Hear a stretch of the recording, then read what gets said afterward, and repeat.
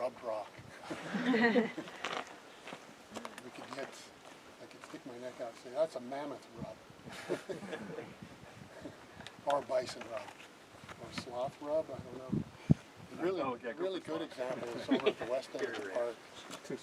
That's that old road along the boundary. Oh, yeah. There's that boulder that the climbers used to like to go on.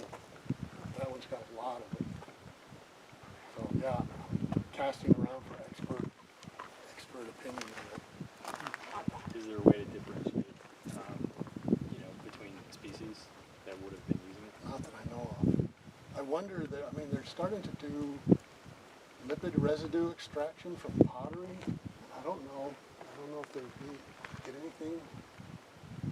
Only lanolin proteins. How would they survive this long? I don't know. I wonder if there could be like microfeatures from, different claws or Yeah. teeth. Yeah. If you hear of anything, let me know, please.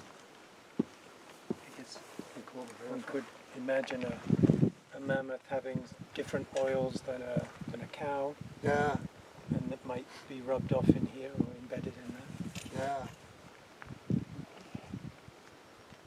It's interesting that people gravitate to these as well. It's probably just partly the location, but again, like I was saying before, they saw this. The people who were here, they must have known what was going on with that. And there's always the possibility that people used them as well to rub hides, maybe, or something else. And that's the mystery of the day. So is that technically considered a trace fossil, or is it not? I don't know. In the write-up, I say this site has possible paleontological interest because this, whatever it is, Right. if it's real. I think it's real. Some people suggest, wind and sand and water polishing, but I think it's too distinct. When the sun's out and you see some of those bigger ones, it's just almost glassy. Yeah, and it's ruffled. And you don't see full surfaces of rocks like that, so. Yeah.